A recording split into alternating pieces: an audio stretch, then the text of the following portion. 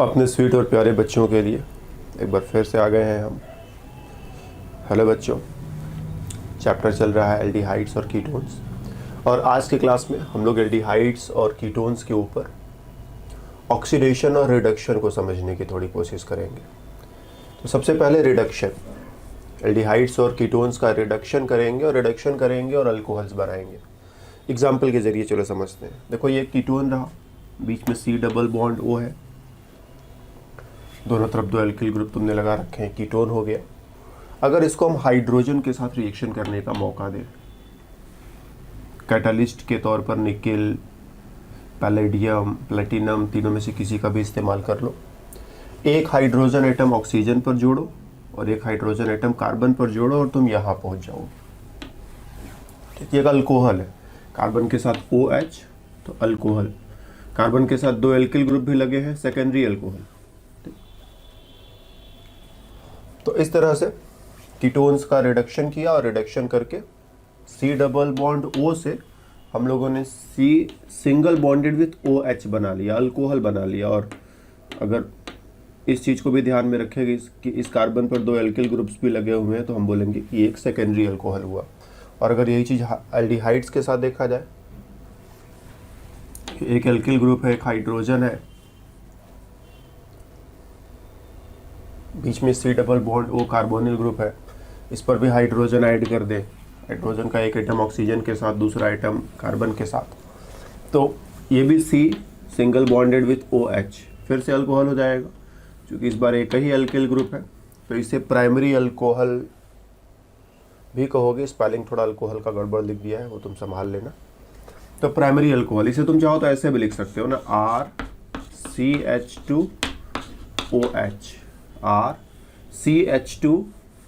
तो बहुत बार बुक्स में तुम्हें ऐसा लिखा हुआ मिल जाए, यहाँ पर फिलहाल जैसा स्कीम था वैसा लिख दिया, लेकिन RCH2OH भी लिखा हुआ मिल जाए तो परेशान होने की जरूरत नहीं, ये उसी को लिखने का एक दूसरा तरीका। ओके, सो इस तरह से तुम कीटोन्स का रिडक्शन करोगे, तो कीटोन्स का रिडक्शन करने से सेकेंडरी अल्कोहल, और एल्डिहाइड्स का रिडक्शन करोगे तो प्राइमरी अल्कोहल तक पहुंच सकते हो। रिडक्शन करने के लिए करना क्या है, हाइड्रोजन के साथ रिएक्शन कराना है। और इस रिएक्शन को कराने के लिए हमें अकेले हाइड्रोजन काम नहीं करेगा, हमें जो है निकेल, पैलेडियम या प्लेटिनम, तीनों में से किसी न किसी का इस्तेमाल जो है कैटालिस्ट के तौर पर करना पड़ेगा। और इतना ही नहीं, सोडियम बोरोहाइड्राइड NaBH4 और लिथियम एल्युमिनियम हाइड्राइड का इस्तेमाल करके भी ये रिएक्शन कराया जा सकता है। जब हम लोग एल्डिहाइड और कीटोन का पहला रिएक्शन के ऊपर जो पहला क्लास पढ़ा रहे थे, न्यूक्लियोफिलिक एडिशन, तो वहाँ पर इन दोनों के साथ रिएक्शन कैसे होता है हमने तुम्हें पहले ही समझा रखा है। तो जस्ट तुम्हें याद दिला दिया कि ये रिडक्शन हम चाहे तो हाइड्रोजन की मदद से न करके हम सोडियम बोरोहाइड्राइड और लिथियम एल्युमिनियम हाइड्राइड की मदद से भी ये रिडक्शन करा सकते हैं। उस पर भी थोड़ी सी बातें करी जा सकती हैं। तो NaBH4 या LiLH4 क्या करता है, ये हाइड्राइड आयन देते हैं। तो हाइड्राइड आयन मिला, कहाँ से मिला, इससे मिला। हाइड्राइड आयन न्यूक्लियोफाइल की तरह से हम लोग ले रहे हैं, और ये आकर के कार्बोनिल ग्रुप के कार्बन पर आकर के रिएक्शन करेगा। इलेक्ट्रॉन ऑक्सीजन के पास शिफ्ट करोगे, ऑक्सीजन पर माइनस आएगा, और माइनस आने के बाद इसको H+ देना है। तो मोस्टली पानी से ही काम चल जाता है, लेकिन थोड़ा सा और सेफ साइड में होते हुए उसमें थोड़ा सा कुछ एसिड मिला दो। तो NH4Cl जो है वो H+ देने की कैपेसिटी रखता है। बहुत स्ट्रॉन्ग एसिड तो नहीं है, लेकिन पानी से स्ट्रॉन्गर एसिड है, पानी के मॉलिक्यूल से स्ट्रॉन्गर एसिड है। तो पानी का मॉलिक्यूल भी, ध्यान देना, पानी का मॉलिक्यूल भी H+ देने की कैपेसिटी रखता है, और NH4+ आयन भी H+ देने की कैपेसिटी रखता है। और इसकी तुलना में ये थोड़ा सा स्ट्रॉन्गर एसिड है, तो हम इसका इस्तेमाल करेंगे तो ज़्यादा सेफ साइड में रहेंगे। बिल्कुल इस बात की गारंटी रहेगी कि यहाँ से हाइड्रोजन आयन निकलेगा और यहाँ तक पहुँच जाएगा। और इसके साथ थोड़ी परेशानियाँ हो सकती हैं। और स्ट्रॉन्ग एसिड चाहिए तो HCl ले लो, ये काफ़ी स्ट्रॉन्ग हो गया, तो हम इससे भी काम चला सकते हैं। और ये तो बिल्कुल वेल ओके हो गया। और ये तो तुमने जो अत्याचार कर दिया, उसके ऊपर अत्याचार करने की ज़रूरत नहीं है। वाटर अकेले सफिशिएंट है या फिर NH4Cl उसी में थोड़ा मिला दिया, तो बस अब पूछो मत।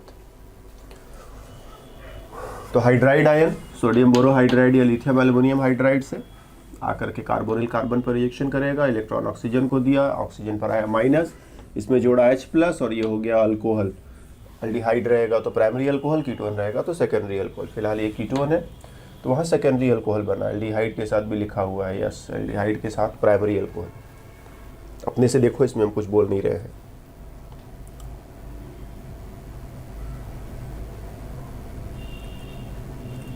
चलो आगे बढ़ते हैं। Reduction to alkanes. एल्डिहाइड और कीटोन्स का रिडक्शन करते करते ऐसा भयंकर रिडक्शन करें कि ये ऑक्सीजन बिल्कुल खत्म।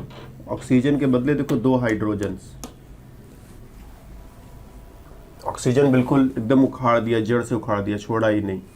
उसको हटा करके सीधा हाइड्रोजन लगा दिया और कीटोन से एल्केन, या एल्डिहाइड रहेगा तब भी एल्केन बन जाएगा।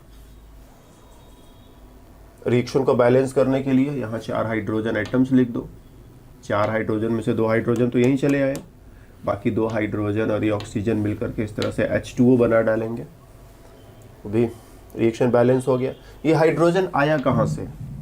क्योंकि ये H2 नहीं है, तुम हाइड्रोजन गैस का इस्तेमाल नहीं कर रहे हो। ऊपर वाले रिएक्शन में तो हमने सीधा सीधा लिखा था कि H2 ले लो, हाइड्रोजन गैस ले लो, लेकिन ये H2 नहीं है। ये ऐसा कोई हाइड्रोजन तो होता ही नहीं है। हाइड्रोजन इस तरह से एग्जिस्ट नहीं करता है, ऐसा कोई हाइड्रोजन नहीं होता है। ऐसा हाइड्रोजन तुम कहीं से लाना चाहो तो नहीं ला पाओगे। फिर ये कैसा हाइड्रोजन है भाई? तो जिंक अमलगम और HCl, इसका इस्तेमाल करते हैं रिड्यूसिंग एजेंट के तौर पर। ये दोनों आपस में रिएक्शन करके किसी तरह से हाइड्रोजन का इंतज़ाम करते हैं और उसी हाइड्रोजन को हम ऐसे लिख देते हैं कि इन दोनों ने आपस में रिएक्शन करके कहीं से हाइड्रोजन का इंतज़ाम किया होगा। तो हम मैकेनिज्म में नहीं जाना चाहते थे, इसीलिए हम इस वे में लिख दे रहे हैं कि दोनों ने मिल करके कहीं से हाइड्रोजन का इंतज़ाम किया और फिर ये हाइड्रोजन इसके साथ मिला करके रिएक्शन ऐसे बैलेंस कर लो। इसी तरह से NH2NH2, जिंक को मरकरी में डिजोल्व करते हो तो जिंक अमलगम कहते हैं। जिंक अमलगम और HCl से ये काम कराया जा सकता है, या फिर NH2NH2, हाइड्राजीन तुम इसे नाम देते हो, हाइड्राजीन। और उसके साथ कोई स्ट्रॉन्ग बेस जैसे NaOH, KOH या और भी स्ट्रॉन्ग बेस मिल जाए तो उसको भी ले सकते हो। तो हाइड्राजीन और उसके साथ स्ट्रॉन्ग बेस का इस्तेमाल करके भी ये रिएक्शन पूरा कराया जा सकता है। ये दोनों किसी तरह से हाइड्रोजन का इंतजाम करेंगे और वो हाइड्रोजन जो है कीटोन ग्रुप का या एल्डिहाइड ग्रुप का रिडक्शन करते हुए एल्केन तक पहुंच जाएगा। तो हम यहाँ पर रिएक्शंस के मैकेनिज्म में नहीं जा रहे हैं ना, इनके मैकेनिज्म्स कभी कहीं सही जगह पर या तो तुम अपने से पढ़ोगे या तो हम भी डिस्कस करें। तो अगर जिंक अमलगम और HCl के साथ रिएक्शन कराते हो तो हम लोग बोलते हैं क्लीमेंसन रिडक्शन। रिएक्शन कराते समय रिडक्शन कराने के लिए तुमने जिंक अमलगम और HCl का इस्तेमाल किया है तो क्लीमेंसन रिडक्शन। और अगर हाइड्रोजीन का इस्तेमाल कर रखा है, स्ट्रॉन्ग बेस का इस्तेमाल कर रखा है, तो रिएक्शन को नाम देते हैं वुल्फ-किस्नर रिडक्शन। तो इस तरह से 2 नेम्ड रिएक्शंस भी तुमने जान लिए, वुल्फ-किस्नर एंड क्लीमेंसन। इन दोनों की ही मदद से एल्डिहाइड और कीटोन का रिडक्शन करके ऑक्सीजन को बिल्कुल हटा देंगे और उसके बदले में हाइड्रोजन लगा देंगे। तो ये तो हो गया कीटोन के साथ। एल्डिहाइड के साथ भी स्कीम लिखा हुआ है, सेम स्कीम, कुछ इसमें अलग नहीं है। एक बार देख लो तुम अपने से। अपने से पढ़ना बहुत ज़रूरी होता है ना। हम तुमको अपने ऊपर बिल्कुल डिपेंडेंट नहीं बनाना चाहते, हम चाहते हैं कि तुम किताबों को भी पढ़ो, यहाँ से सीखो, फिर जा कर के बुक्स में भी पढ़ो, अच्छी किताबें अपने पास रखो। बुक से पढ़ना सीख लोगे तो फिर लाइफ बड़ी आसान हो जाती है, फिर किसी के ऊपर डिपेंडेंसी नहीं रहती, फटाफट जो ज़रूरत है पढ़ लिया आधे घंटे में। अब ऐसे हमारा लेक्चर देखोगे तो जितना देर हम बोर करेंगे उतना देर तुमको बोर होना ही पड़ेगा। बुक से पढ़ना सबसे अच्छी बात है। तो इन चीज़ों को सीखो, फिर बुक्स में जा कर के एक बार पढ़ोगे तो अब तुम्हें बुक पढ़ना आ गया। अब अननोन चैप्टर्स, नए चैप्टर्स भी पढ़ोगे तो कोई मुश्किल नहीं आएगी, फटाफट आगे बढ़ोगे। तो एल्डिहाइड में भी रिडक्शन हुआ, ऑक्सीजन को हटा करके 2 हाइड्रोजन लगा दिया और बात खत्म। कुछ एग्जाम्पल्स लिए जाए। एग्जाम्पल ये वाला देखो, जिंक अमलगम और HCl के साथ कीटोन का रिडक्शन करा रहे हो। करना क्या है, इस ऑक्सीजन को हटाओ, उस कार्बन के साथ 2 हाइड्रोजन जोड़ दो, बन गया वो वाला प्रोडक्ट। वाटर वगैरह नहीं लिखा है, बैलेंस नहीं किया है। ऑर्गेनिक केमिस्ट्री में बहुत बार रिएक्शंस ऐसे लिख देते हैं कि ये रहा रिएक्टेंट, ये रहा प्रोडक्ट और इसकी मदद से ये किया, दैट्स ऑल। बाकी छोटी मोटी चीज़ों को बैलेंस करना समझते रहो अपना कि क्या क्या कहाँ बैलेंस किया होगा। सेम वे हाइड्राजीन और NaOH के साथ रिएक्शन कराया इस कीटोन का, तो डबल बॉन्ड ऑक्सीजन खत्म हो जाएगा, यहाँ पर 2 हाइड्रोजन लगा दोगे तो हाइड्रोजन यहाँ पर लगाया है, छुपा हुआ हाइड्रोजन है, ध्यान देना। और भी कोई एग्जाम्पल है? नहीं। एक छोटा सा क्वेश्चन यहाँ पर हम लोग करेंगे। क्वेश्चन ये है, ये 2 रिएक्शंस हमें पूरे करने हैं। रिएक्शन में हो क्या रहा है, इसका रिडक्शन कर दिया, यहाँ पर 2 हाइड्रोजन जोड़ दिए, इसका रिडक्शन कर दिया, यहाँ पर 2 हाइड्रोजन जोड़ दिए। ये काम हम कैसे करेंगे? ध्यान देना, एक और भी ग्रुप यहाँ पर कनेक्टेड है, इसको कुछ नहीं होना चाहिए, ये बचा हुआ रहना चाहिए। जो भी हो इसके साथ हो, इस पर कोई अत्याचार नहीं करोगे तुम, जो भी हो इसके साथ हो, इसको परेशान नहीं करोगे। तो अपने पास 2 ऑप्शंस हैं। ठीक, एक ऑप्शन है कि हम जिंक अमलगम और HCl का मिक्सचर इस्तेमाल कर ले, और दूसरा हाइड्राजीन और NaOH का मिक्सचर इस्तेमाल कर ले।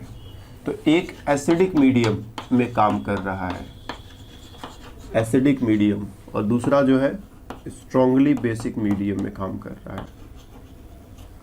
तो कभी कभी रिएक्शन करते समय हम लोग एसिडिक मीडियम में रिएक्शन कराना पसंद करते हैं, कभी कभी हम बेसिक मीडियम में रिएक्शन कराना पसंद करते हैं। ये सब कुछ इस बात पर डिपेंड करता है कि सिचुएशन क्या है।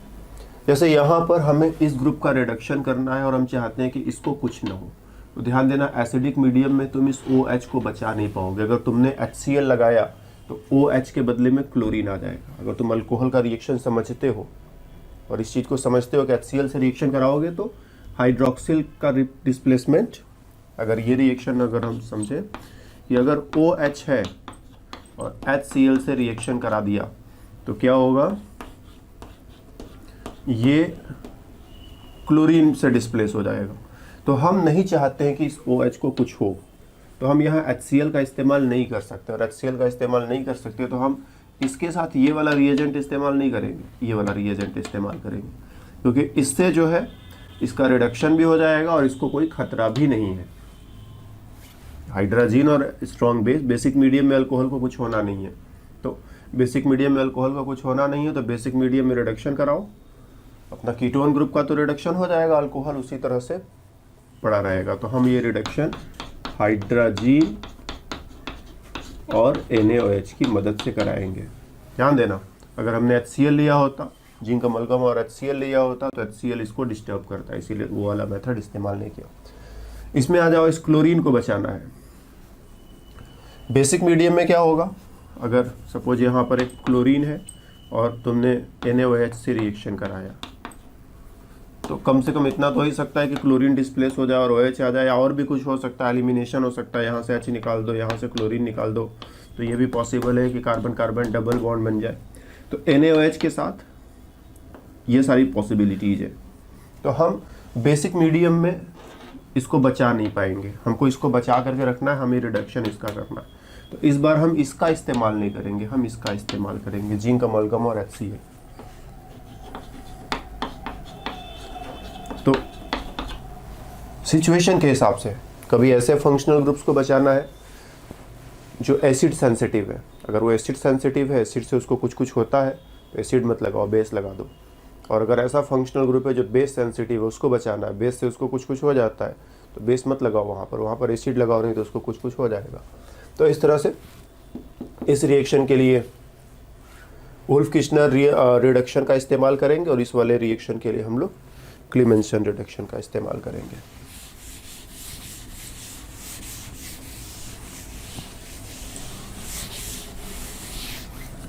ओके, आगे बढ़े हम। रिडक्शन के बाद ऑक्सीडेशन की बात थोड़ी अब हम करेंगे। ऑक्सीडेशन में वैसे तो बहुत कुछ कहा जा सकता है, लेकिन चीज़ों को सिंपल बनाए रखते हैं हम लोग। कहीं से एक ऑक्सीजन लेकर के आए, कहाँ से लेकर आए, तो ऑक्सीडाइजिंग एजेंट से लाए हैं। ऑक्सीडाइजिंग एजेंट ने कैसे दिया, क्या किया। ऑक्सीडेशन रिएक्शंस में होता क्या है कि मैकेनिज्म्स, बहुत ही कम रिएक्शंस के मैकेनिज्म अच्छे से पता है। ज़्यादातर रिएक्शंस के मैकेनिज्म्स अच्छे से पता ही नहीं है। ये थोड़े अजीब तरह के रिएक्शंस होते हैं जिनमें मैकेनिज्म पर कंट्रोल नहीं रहता है। तो बहुत बार ऑक्सीडाइजिंग एजेंट्स किस तरह से काम करता है, हमें उसका एग्जैक्ट मैकेनिज्म नहीं पता होता है, तो मैकेनिज्म की बात हम लोग यहाँ पर ज़्यादा नहीं कर पाएंगे। जस्ट इतना ही कहेंगे कि ऑक्सीडाइजिंग एजेंट ने किसी तरह से ऑक्सीजन का इंतज़ाम किया और इस ऑक्सीजन को ला करके यहाँ बीच में जोड़ दो। तो CH हाइड्रोजन हटाओ, पहले ऑक्सीजन जोड़ो, फिर ऑक्सीजन के बाद H भी लगा देना, तो ये OH हो जाएगा। तो एल्डिहाइड से कार्बोक्सिलिक एसिड बन जाएगा, ठीक। एल्डिहाइड से, एल्डिहाइड ग्रुप से कार्बोक्सिलिक एसिड बन जाएगा।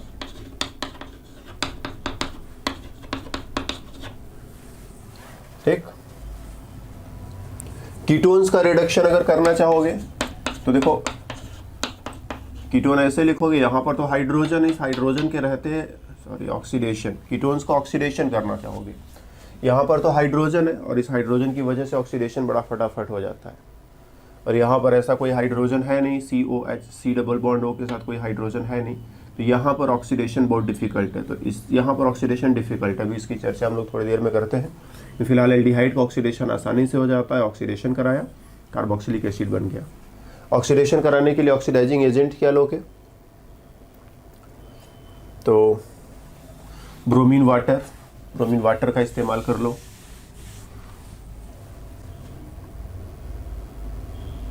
ब्रोमीन वाटर का इस्तेमाल कर लो, उससे काम हो जाएगा।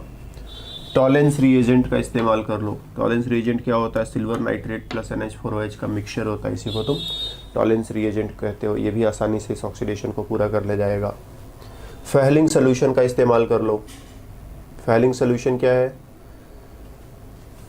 कॉपर सल्फेट, उसके साथ सोडियम पोटेशियम टार्टरेट और थोड़ा NaOH, इन तीनों का मिक्सचर रहेगा, उसे तुम फेहलिंग सोल्यूशन कहते हो। सोडियम पोटेशियम टार्टरेट क्या होता है, इस चीज़ को थोड़ा समझ लेना। ये टार्टरिक एसिड कहलाता है, COOH, इस कार्बन पर एक हाइड्रोक्सिल, इस पर भी एक हाइड्रोक्सिल, इसे टार्टरिक एसिड कहते हो। और जब इस एसिडिक हाइड्रोजन को हटा करके सोडियम लगा दो, यहाँ हटाकर पोटेशियम लगा दो, तो सॉल्ट बन जाएगा।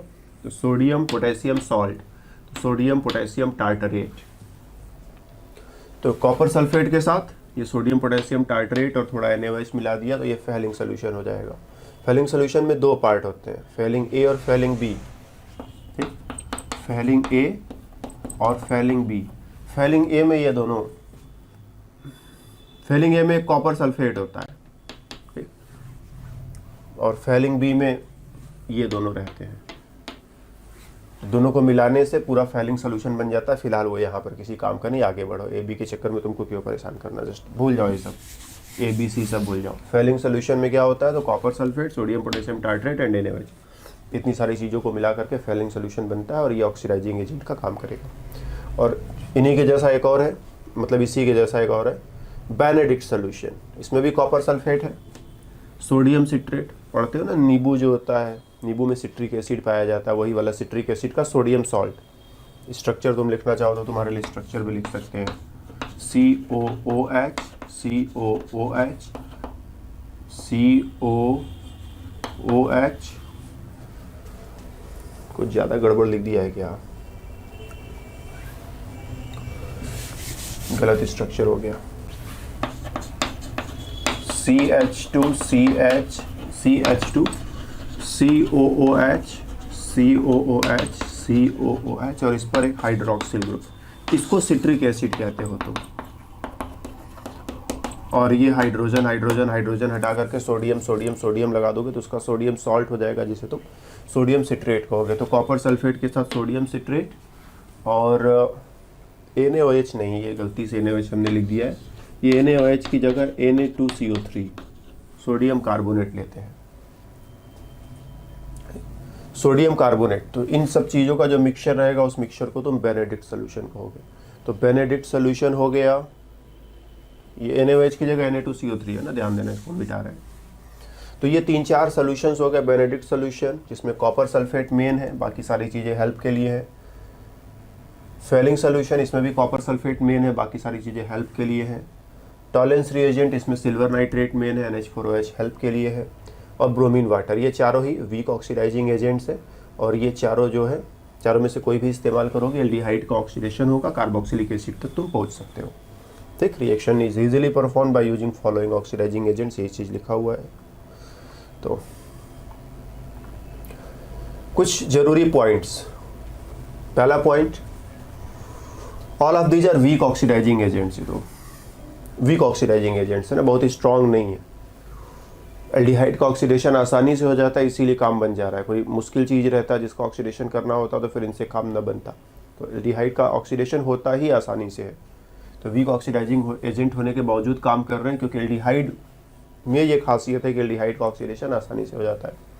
सो दिस कैन ऑक्सीडाइज एल्डिहाइड्स, ये एल्डिहाइड्स का ऑक्सीडेशन कर सकते हैं, but can not oxidise ketones, लेकिन कीटोन्स का ऑक्सीडेशन नहीं कर पाएंगे। एल्डिहाइड्स का ऑक्सीडेशन कर ले जाएंगे, कीटोन्स का ऑक्सीडेशन नहीं कर पाएंगे। सो इसलिए these are also used for differentiation of aldehydes and ketones। Aldehydes और कीटोन्स का डिफरेंशिएशन करना हो, पता लगाना हो कि कौन एल्डिहाइड है कौन कीटोन है, दोनों में अंतर करना है, तो इन चारों में से किसी भी एक का इस्तेमाल कर लो। अगर रिएक्शन हो गया मतलब एल्डिहाइड रहा होगा, रिएक्शन नहीं हो पाया मतलब कीटोन रहा होगा। तो इन चारों का इस्तेमाल करके एल्डिहाइड्स और कीटोन्स में अंतर कर सकते हैं। Bromine water and Tollens reagent can oxidise all type of aldehydes. ठीक, ब्रोमीन वाटर और टॉलेंस रिएजेंट ये किसी भी तरह के एल्डिहाइड का ऑक्सीडेशन कर सकते हैं। किसी भी तरह का कहने का मतलब क्या है, दो तरह के एल्डिहाइड्स हो सकते हैं हमारे सामने। एक तो जनरल एलिफैटिक एल्डिहाइड हो सकता है और दूसरा एरोमेटिक टाइप का एल्डिहाइड हो सकता है। बेंजीन रिंग के साथ एल्डिहाइड लगा दिया है, एरोमेटिक एल्डिहाइड, और बेंजीन रिंग नहीं है, नॉर्मल चेन है, उसके साथ एल्डिहाइड जोड़ दिया है, एलिफैटिक एल्डिहाइड। ठीक, एरोमेटिक और एलिफैटिक। तो ब्रोमीन वाटर और टॉलेंस रिएजेंट दोनों ही तरह के एल्डिहाइड्स का ऑक्सीडेशन कर सकते हैं। लेकिन फेलिंग और बेनेडिक्ट की जब बारी आएगी तो ये एलिफैटिक मतलब इसका ऑक्सीडेशन तो कर पाएंगे, लेकिन एरोमेटिक मतलब इसका ऑक्सीडेशन नहीं कर पाते। Fehling and Benedict solution oxidise aliphatic aldehydes only and not the aromatic aldehydes. Aromatic aldehydes का ऑक्सीडेशन नहीं कर पाते, ये थोड़ा कम रिएक्टिव होता है। इन दोनों के बीच में रेजोनेंस होता है, ये इलेक्ट्रॉन डोनेट करके इसकी रिएक्टिविटी को कम कर देता है। तो रिएक्टिविटी कम हो गई तो ऑक्सीडेशन थोड़ा मुश्किल हो गया। तो फेलिंग और बेनेडिक्ट एलिफैटिक वाले का ऑक्सीडेशन कर देंगे, एरोमेटिक वाले का ऑक्सीडेशन नहीं कर पाएंगे, जबकि ब्रोमीन वाटर और टॉलेंस रिएजेंट सभी तरह के एल्डिहाइड्स का ऑक्सीडेशन कर सकते हैं। ठीक, एग्जाम्पल भी ले रखा है कि देखो ये रहा एलिफैटिक एल्डिहाइड, फेलिंग सोल्यूशन से रिएक्शन कराया तो एल्डिहाइड से, ओहो उधर गड़बड़ लिख दिया ना इसको, ये कार्बोक्सिलिक एसिड रहेगा ना, हम इसको सही कर देते हैं, CH3CH2COOH। और फेलिंग सोल्यूशन के साथ बेंजल्डिहाइड का रिएक्शन कराने की कोशिश करी, कोई रिएक्शन नहीं हुआ। तो एलिफैटिक वाले का ऑक्सीडेशन हो जाएगा, एरोमेटिक वाले का ऑक्सीडेशन नहीं हो पाएगा। आइडेंटिफिकेशन ऑफ रिएक्शन, रिएक्शन का आइडेंटिफिकेशन मतलब रिएक्शन हुआ कि नहीं हुआ पहचानोगे कैसे। तुमने टॉलेंस रिएजेंट मिलाया, रिएक्शन हुआ कि नहीं हुआ ये कैसे पहचानोगे। फेलिंग सोल्यूशन मिलाया, रिएक्शन हुआ कि नहीं हुआ ये कैसे पहचानोगे। तो देखो होता क्या है, टॉलेंस रिएजेंट में सिल्वर आयन होता है। जब ऑक्सीडेशन होता है तो ध्यान देना, ऑक्सीडेशन अकेले नहीं होता, ऑक्सीडेशन के साथ साथ रिडक्शन भी चलता है। ऑक्सीडेशन किसका हो रहा है, एल्डिहाइड का। एल्डिहाइड से क्या बन रहा है, कार्बोक्सिलिक एसिड बन रहा है। उसी समय रिडक्शन भी होगा। अगर तुमने टॉलेंस रिएजेंट लिया है तो टॉलेंस रिएजेंट में सिल्वर आयंस होते हैं, सिल्वर आयंस का रिडक्शन होगा, सिल्वर मेटल बन जाएगा। अगर तुमने फेलिंग या बेनेडिक्ट सोल्यूशन लिया है तो उसमें कॉपर 2+ आयंस होते हैं, कॉपर 2+ आयन का रिडक्शन होगा तो कॉपर 1+ आयन बन जाएगा। और फिर उसमें ऑक्साइड जोड़ देना तो क्यूप्रस और ऑक्साइड मिलकर के Cu2O बना लेंगे। तो ये जो सिल्वर बनता है, रिएक्शन तुम टेस्ट ट्यूब में कराते हो, लेबोरेटरी में तुमने रिएक्शंस कुछ न कुछ कराए ही होंगे। तो रिएक्शंस टेस्ट ट्यूब में कराते हो। टेस्ट ट्यूब किस चीज़ का बना होता है, ग्लास का बना होता है, ठीक, ग्लास कांच का बना होता है। तो टेस्ट ट्यूब के अंदर वाले सतह पर, अंदर वाले दीवार पर सिल्वर मेटल जो है जमा हो जाएगा, अंदर वाले दीवार पर सिल्वर मेटल जमा हो जाएगा। तो टेस्ट ट्यूब का जो बाहर वाला दीवार है वो मिरर का काम करने लगता है। जैसे मिरर देखते हो ना, मिरर में क्या होता है, एक सिंपल ग्लास होता है, एक साइड पे पॉलिश कर देते हैं, एक ग्लास है, एक साइड पे पॉलिश कर दिया और दूसरे साइड पर लाइट का रिफ्लेक्शन चलता है, लाइट आएगा, टकराएगा, रिफ्लेक्ट हो जाएगा, यही मिरर है। तो यहाँ पे अंदर वाले साइड पर सिल्वर जमा हो गया और बाहर वाले साइड से लाइट का रिफ्लेक्शन होगा, तो इसको सिल्वर मिरर का फॉर्मेशन बोलते हैं। तो सिल्वर मेटल बनेगा जो कि अंदर वाले सतह पर जमा हो जाएगा। तो टेस्ट ट्यूब की बाहर की दीवार मिरर का काम करने लगती है, जिसको हम सिल्वर मिरर बोलते हैं। तो टॉलेंस रिएजेंट के साथ रिएक्शन होगा तो सिल्वर मिरर बनेगा, सिल्वर मिरर टेस्ट बोलते हैं। फैलिंग और बेनेडिक्ट से रिएक्शन होगा तो कॉपर 2+ से फाइनली Cu2O बनेगा। और ये जो Cu2O है ये ब्रिक रेड कलर का होता है। ब्रिक रेड, जैसे ईंट होती है ना, घरों में घर बनाने के लिए जो ईंट का इस्तेमाल करते हैं, उसमें जो लाल रंग होता है वो थोड़ा अलग होता है, वो वाला लाल रंग, वैसा रेड कलर आता है। तो ब्रिक रेड कलर का प्रेसिपिटेट बनेगा जो नीचे डिपॉजिट होने लगता है। तो फिर इससे पहचान लेते हैं कि रिएक्शन हुआ कि नहीं हुआ। तो टॉलेंस रिएजेंट ने रिएक्शन किया कि नहीं, वो पहचानने के लिए सिल्वर मिरर का फॉर्मेशन चेक करेंगे, मिरर फॉर्मेशन हुआ कि नहीं। और बेनेडिक्ट और फैलिंग और बेनेडिक्ट ने रिएक्शन किया कि नहीं, ब्रिक रेड कलर का प्रेसिपिटेट आएगा, उससे पता चलेगा। Okay, move ahead. Oxidation of ketones is difficult, ये तो पहले ही बता चुके हैं। न इधर हाइड्रोजन है, न इधर हाइड्रोजन है, उधर भी एल्किल ग्रुप, इधर भी एल्किल ग्रुप, इसका ऑक्सीडेशन डिफिकल्ट है। फिर भी हम स्ट्रॉन्ग ऑक्सीडाइजिंग एजेंट लाएं, जैसे HNO3। HNO3 strong oxidising agent है, इसके साथ हम इसको हीट करें तो होगा क्या, कार्बन चेन टूट जाएगा। इधर से भी टूट सकता है, उधर से भी टूट सकता है। फिलहाल हमने इधर से तोड़ा तो 1 2 3, एक प्रोडक्ट ऐसा बनेगा जिसमें 3 कार्बन्स रहेंगे, दूसरा प्रोडक्ट ऐसा बनेगा जिसमें 2 कार्बन्स रहेंगे। ठीक, और इस कार्बन का ऑक्सीडेशन कराते चले जाओ तो ये फाइनली कार्बोक्सिलिक एसिड बनेगा। ध्यान देना, जब तुम किसी कार्बन का ऑक्सीडेशन करा रहे हो, मान लो तुम्हारे पास ये कार्बन चेन है और तुम इस कार्बन का ऑक्सीडेशन करा रहे हो, तो इसके साथ ऑक्सीजन को मैक्सिमम कितनी बार जोड़ सकते हो। तुम जानते हो ना, कार्बन 4 बॉन्ड्स बना सकता है, 4 बॉन्ड्स बना सकता है, तो एक तो पहले ही बना चुका है, उसके साथ तुम 3 बार ऑक्सीजन और जोड़ सकते हो, तो ये कार्बोक्सिलिक एसिड बन जाएगा। और अगर यही तुम इस बीच वाले कार्बन का ऑक्सीडेशन कर रहे होते तो यहाँ पर इसने 2 बॉन्ड पहले से बना रखे हैं, तो तुम ज़्यादा से ज़्यादा इस पर 2 बार ऑक्सीजन और जोड़ सकते थे और ये कीटोन में कन्वर्ट हो जाता था। तो ऑक्सीडाइजिंग एजेंट पावरफुल है, इसीलिए ऑक्सीडेशन होता जाएगा जहाँ तक पॉसिबल है।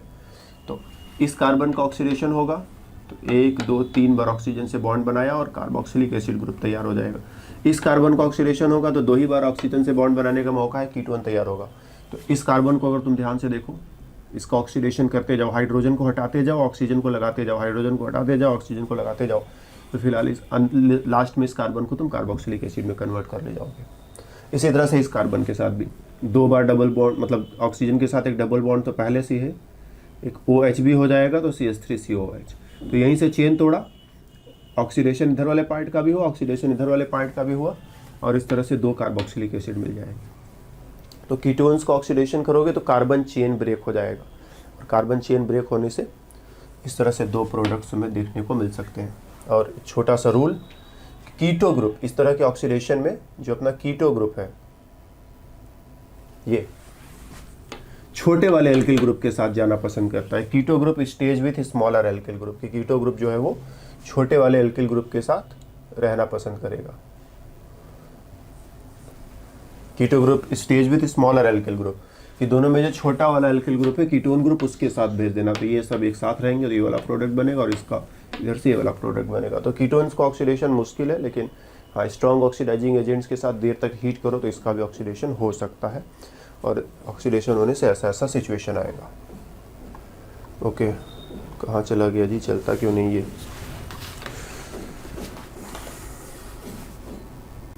यस चला। और भी एग्जाम्पल्स, कुछ और एग्जाम्पल्स हम लोग लेते हैं। जैसे ये वाला कीटोन देखो, हमें इसका ऑक्सीडेशन कराना है,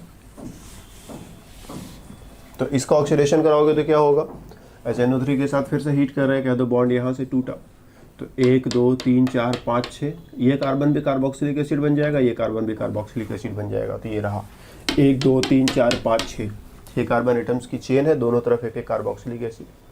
तो इस तरह के सिचुएशंस को पहचानना सीखो, और रुक जाते हैं, इत्मीनान से देख लो अपनी तरफ से।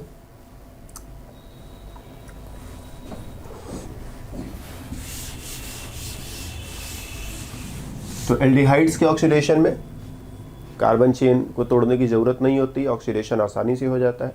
कीटोन्स के ऑक्सीडेशन में कार्बन चेन तोड़ना होता है, ऑक्सीडेशन मुश्किल से होता है, स्ट्रॉन्ग ऑक्सीडाइजिंग एजेंट के साथ देर तक हीट करना पड़ता है। SNO3 के साथ हीट कर रहे हो तो ये बॉन्ड टूट जा रहा है, ये कार्बन भी कार्बोक्सिलिक एसिड, ये कार्बन भी कार्बोक्सिलिक एसिड। एक और ऑक्सीडेशन है बेयर विलिजर ऑक्सीडेशन, कीटोन्स पर स्पेशली हम अप्लाई कर रहे हैं, एल्डिहाइड्स पर भी अप्लाई किया जा सकता है बट उसको छोड़ो, कीटोन्स पर इसको अप्लाई करते हैं।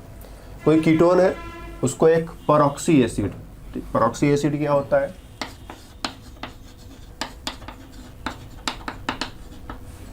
नॉर्मल कार्बोक्सिलिक एसिड रहे तो ऐसा होता है, इसमें एक और ऑक्सीजन शामिल करो,